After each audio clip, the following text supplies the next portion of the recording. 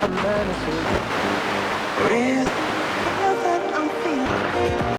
again. Well, today we're going to step away from the soldering iron a little bit, and I'm going to look at the story of one of Britain's pioneers of radio, and he's one that I think a lot of people nowadays haven't really heard of very much. But in the early days of radio, in the late 1910s and 1920s, he was very well known in this country. This is Peter Eckersley, and he was one of the first people ever to broadcast in this country. He was born in Mexico. His father was an engineer who was supervising the construction of a railway there at the time. And his family was quite well connected in a number of fields. His older brother, Thomas, was a scientist at Cambridge University, and he'd done a fair bit of work on propagation of radio waves, and his interest in radio technology had rubbed off on Peter.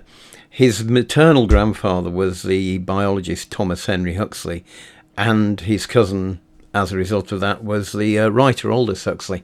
Now, Huxley completed his higher education at what was then called the Manchester Municipal School of Technology, and that later became UMIST, and later still was incorporated into the University of Manchester. And during World War I, he joined the newly formed Royal Flying Corps. Now, the knowledge of radio that he had meant that although he'd started out becoming a pilot, he was diverted from that to work in the wireless equipment department because they felt he'd be more useful in that role. It's probably just as well they did that, because when he did fly, he often ended up in accidents or getting shot down. So I'm not sure how long he'd have survived if he hadn't become a radio engineer. So, we take off in 10 minutes. We're in the air for 20 minutes. Which means we should be dead by 25 to 10. Harry Blighter, sir. This is a bit of a turn-up for the plus fours.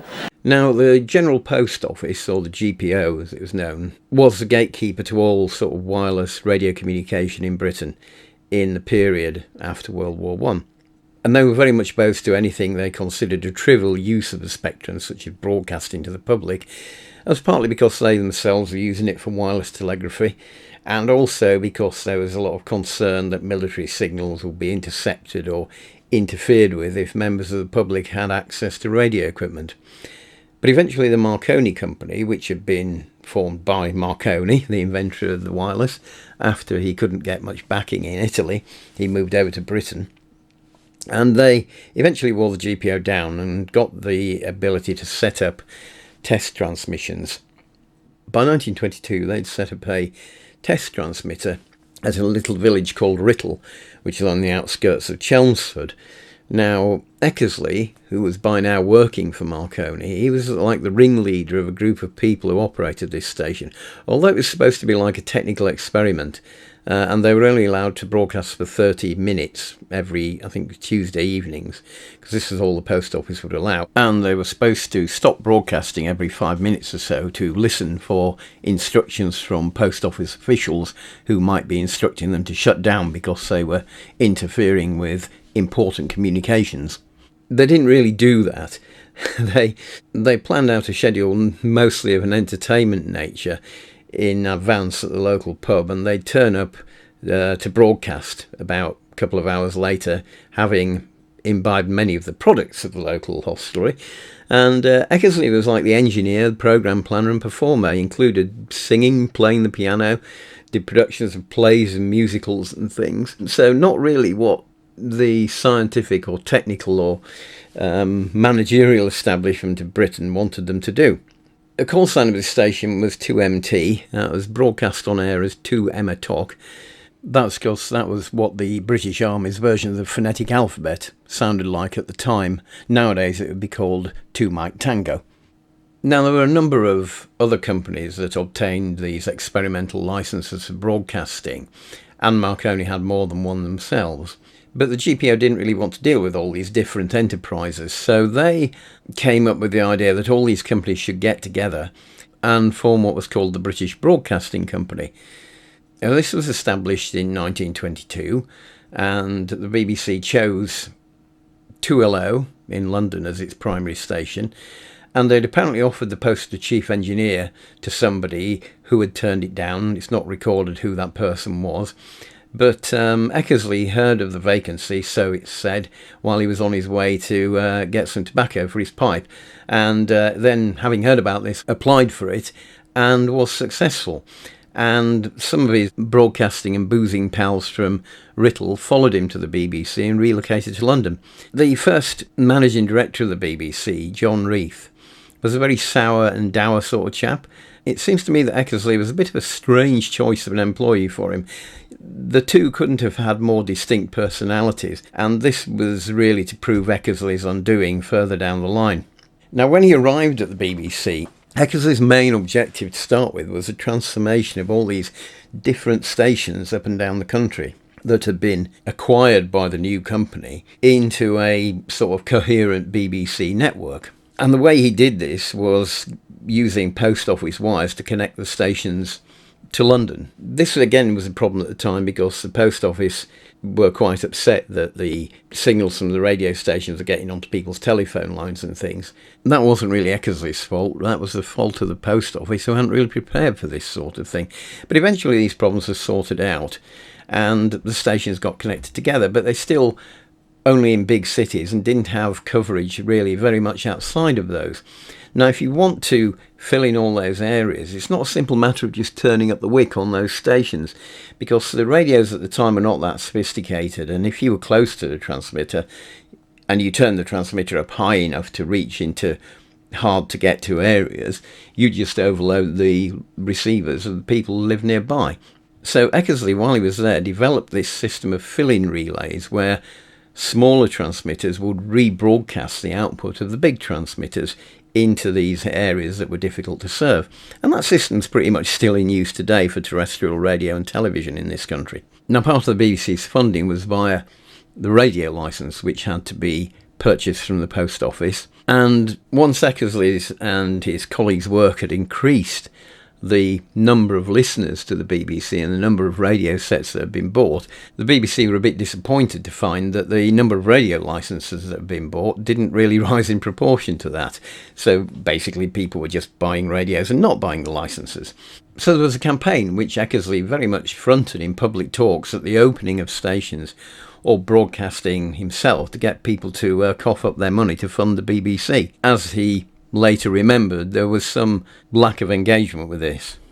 Many people, some innocent of the law, others determined to evade it, failed to pay their dues.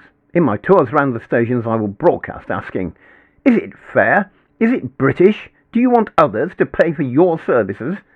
Yes, someone once whispered behind me.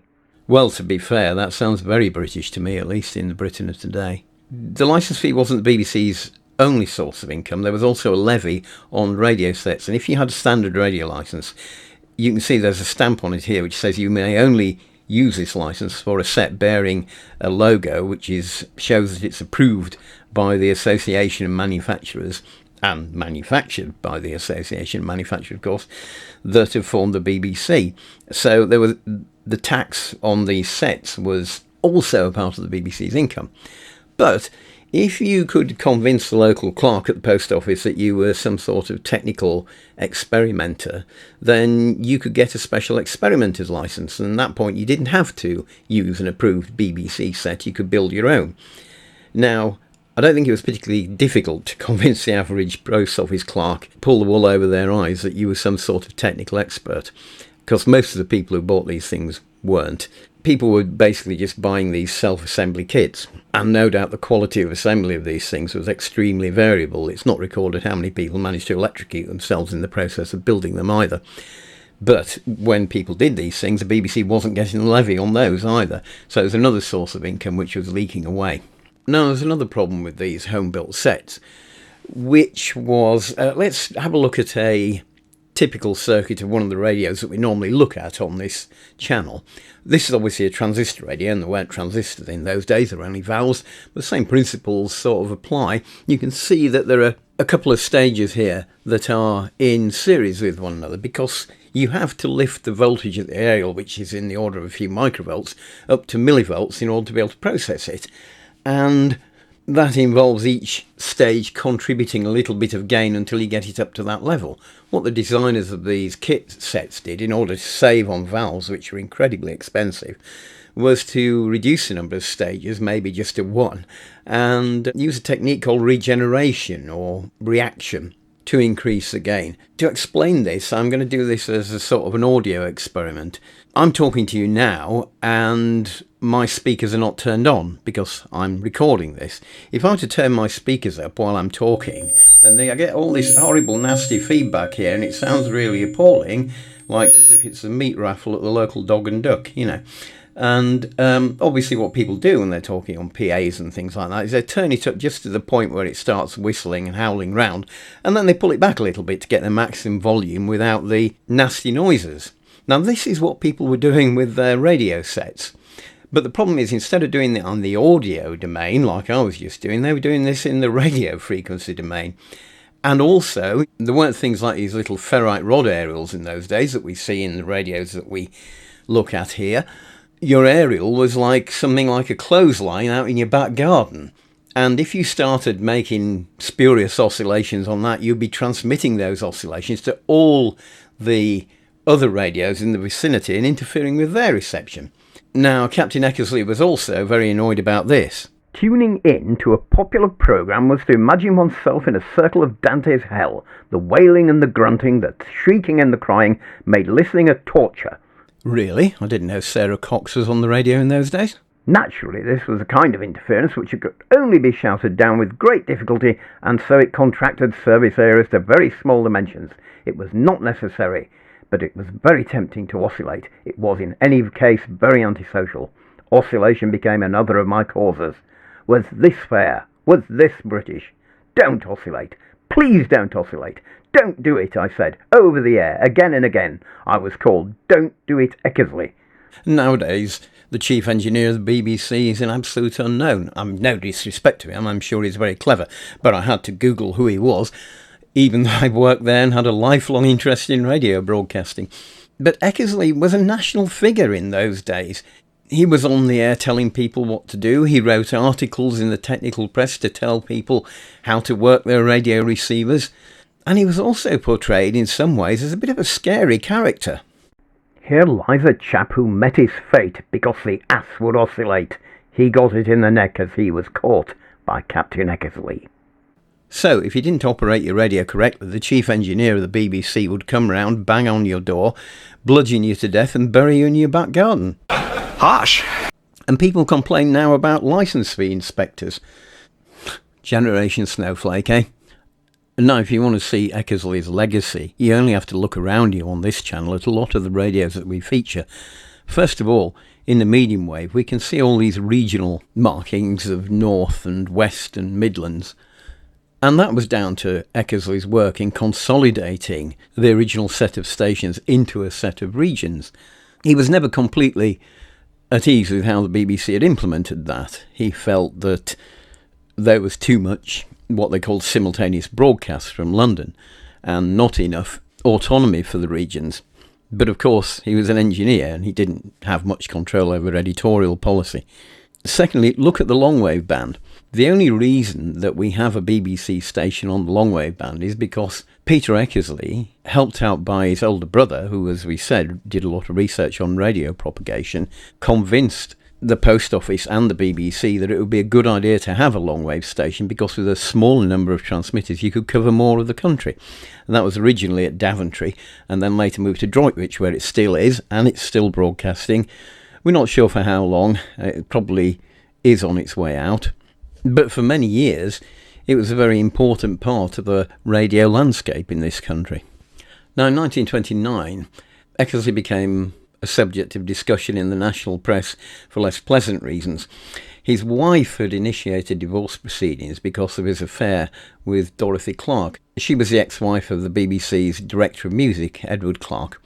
John Reith, who was the managing director of the BBC, as we've mentioned, was a devout Presbyterian and made Eckersley promise to go back to his wife. And when he broke that promise and instead married Dorothy, Reith terminated his employment on moral grounds. This even involved Reith consulting the Archbishop of Canterbury, who, as we know, is beyond reproach in all moral matters.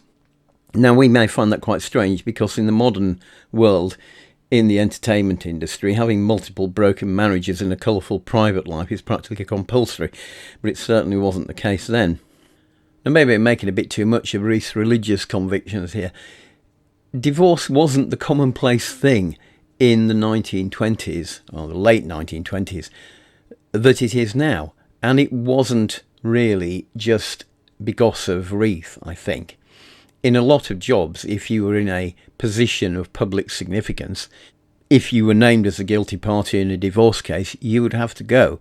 You get away with it if you were working as a shop assistant in Woolworths. Eckersley, as we've seen, wasn't just a background techie engineer. He was well known to the public, and he was to some extent the face of the BBC. And I think in many other companies that were run by less principled and more profit-driven motives, the same rules will probably have applied at that time. So now, at the end of 1929, he had no job in the middle of a Great Depression. But he still had ambitions, and while he was at the BBC, he'd also been arguing that using radio waves to broadcast was not the best way, and he thought it would be better to broadcast by sending signals down wires, because that would increase the amount of choice. He could have more stations because you weren't dependent on scarce wavelengths, and increase the quality of reception. I mean, FM radio was a very long way away in this country at that time, and also increase security because it was harder for an enemy to jam the signals or impersonate the broadcaster. And by 1931, he joined a company called Rediffusion. It was, in fact, Eckersley that suggested the name of the company, and it's really a description of what they were doing, rebroadcasting. They later became a household name in this country. Among things they did, they formed one of the first commercial television companies. They rented out TV sets and videos and things, and eventually moved into computer services and sold flight simulators and point-of-sale systems, although by that time the brand had disappeared from the high street. Now, they wired up streets in areas where they could get to do that and broadcast signals that they had received via the radio directly into loudspeakers in people's houses. And they would mix in the signals they were receiving from the BBC with signals they could receive from stations abroad. And if they thought that, something that was on the BBC was a bit boring, they'd cut that off and put something else in its place that they've found somewhere else and keep their subscribers entertained.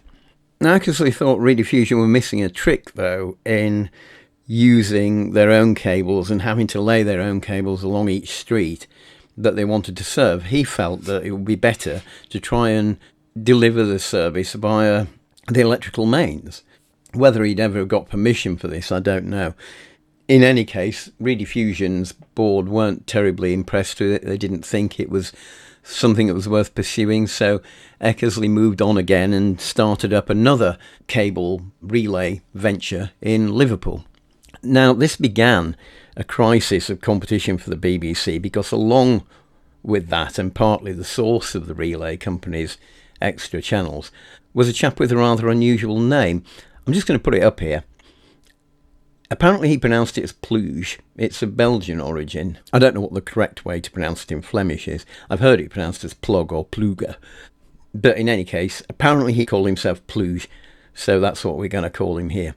Now, he was a former London Underground engineer and had served in the technical section of the RAF, so very much like Eckersley, really. And he was touring continental Europe, trying to buy airtime from radio stations there so that he could put English programmes on their channels and then include adverts, and thereby broadcasting them back to Britain could make money out of that. He had a company set up to do this with the rather grandiose name of the International Broadcasting Company. And he did have some success, and most notably the launch of Radio Normandy. And that was really the first popular music station to be heard in the UK, predating Radio Luxembourg, which came a bit later, but that's the one that my generation is more likely to remember. Going back to John Reith's approach to broadcasting, as I said, he was a very religious man, and he felt that the BBC should not be broadcasting at any time when the general public should be in church. So a lot of Sundays, he would just close the place down, and there was nothing on the BBC, which left a massive gap for stations like Radio Normandy to fill in. Now, Reith was absolutely furious about the fact that people were competing with the BBC, and he wanted something done about it, and wanted these continental stations closed down. Well, he couldn't really do much about that unless he had command of the British Expeditionary Force or something like that. But he did lobby very hard against the relay companies, like Rediffusion, and of course Eckersley's new venture. Eventually there was a report of a government committee which recommended seizing all these relay companies and putting them into public ownership, with the post office as the technical controller of them and the BBC as the programme controller, which of course is exactly what Reith had wanted. Now, this never actually happened, but it didn't really have to happen. The fact that the government was signalling that this was something that was on its mind was enough to completely kill stone dead any investment in that industry. So at this point, Eckersley was out of a job again. Now, this is where it gets a little bit darker, really. He'd found himself another backer, a chap called Bill Allen, and he was the head of an advertising agency. And with Bill Allen's help, he also went, rather like Mr. Pluge, on a tour of Europe, trying to raise money for a similar sort of venture to the IBC. Unfortunately, this led him to be courting some unpleasant sources of finance, really. Bill Allen was a great friend of Oswald Mosley, who was the leader of the British Union of Fascists at that stage. The BUF weren't permitted any airtime in the UK, and the project that Eckersley and Allen were working on was something that Mosley saw as a way to get around this. The question is, was Eckersley doing this for ideological reasons, as in supporting Mosley, or was he doing it just because he wanted to make some money? Some people would say either way was not acceptable. But I'd like to address this because there's a couple of Wikipedia articles in which the following quote appears. Eckersley has been described as, at best, a foolish fascist fellow traveller and at worst a traitor. Now, this is really an out-of-context quote, and having seen that, I was familiar with that quote because I'd read the book it comes from. It originates in this book here, called Death of a Pirate. Now, I've used this book in a previous video when we looked at the development of the different wavelengths and frequencies used in British broadcasting. And I didn't quote from it, so I didn't mention it at that point, but I did note the shooting, which is the outer subject of the book, and that was really the true nail in the coffin of offshore pirate radio in the UK, rather than all the scare stories that the BBC and the Post Office raised about sinking ships and crashing ambulances because of radio interference. So let's have a look at the actual quote. This comes just after the description of the project of setting up a new radio station in Germany to broadcast back to Britain. And the book says, to tell the story this far is to give the impression that Eckersley was at best a foolish fascist fellow traveller and at worst a traitor. But there is another side. And it goes on to note that Allen and Eckersley were also being encouraged in this venture by the British Secret Intelligence Service, or MI6 as it was later known, because they wanted a broadcasting station in Europe as well. And what seems to have been happening is that they were getting support for this venture from both the British establishment via MI6, but they were also getting funding from the Nazis via Mosley, and they obviously wanted to sidestep the censorship of their views in Britain and broadcast the views of the Führer to the British people. Calling Eckersley a traitor seems to me a bit unreasonable because Britain wasn't actually at war with Germany at that time. But he was walking a really dangerous tightrope here, and at some point he'd have had to go one way or the other. It was just a race between who got the thing on the ground first. He couldn't have taken funding from both of them, and we can't really know if he would have been a traitor or not. And the war put a stop to both these schemes. The Nazis took over the station, which had already been built by 1939. So Eckersley returned to the UK and apparently ended up in bankruptcy because although Mosley got his money back from the abandoned scheme, Eckersley got nothing. Of course, it's up to you individually to decide whether you think that his activities at that time totally overshadow all of his technical achievements. I would just say that it's not uncommon for someone to be absolutely brilliant in one area of human endeavour and to be dumb and naive in others. I'd also say that there were people much higher up in the British establishment at that time who had, shall we say, an ambivalent view of the activities of the Austrian corporal. But you might reasonably say that he got his comeuppance in losing his money for dealing with people who he shouldn't really have been dealing with. You have to understand, we travel back and forth throughout the whole of history, and naturally we want to sample the best of everything. It's just a bit unfortunate that the finest things tend to be in the possession of people who are judged to be a bit dodgy. Hermann Goering is a bit dodgy? What has become of you all? You've all abandoned your morals, been seduced by power and wealth. All you're interested in now is indulging your carnal desires. With his new wife, Dorothy, the picture's a bit clearer, really. Like Mosley, she was somebody who had started off on the left of politics, moved to the right of politics, and when Eckersley came back to Britain, she stayed in Germany with her son from her first marriage, and she did collaborate with the German government and recruited William Joyce, better known as Lord Haw-Haw, to make propaganda broadcasts to the UK. Now, at the end of the war, she and her son were found guilty of assisting the enemy. She got a year in prison. Her son managed to get away without being imprisoned because he said his mum told him to do it. I'm not sure how that works, really, but it did for him. They got off quite lightly, really, because William Joyce was executed for treason, and she was the one who'd recruited him. Now, in 1941, Eckersley wrote a memoir combined with a personal view of the future of broadcasting called The Power Behind the Microphone. I've quoted from this a couple of times in this video already. And you can see this as a sort of self-justifying work, really.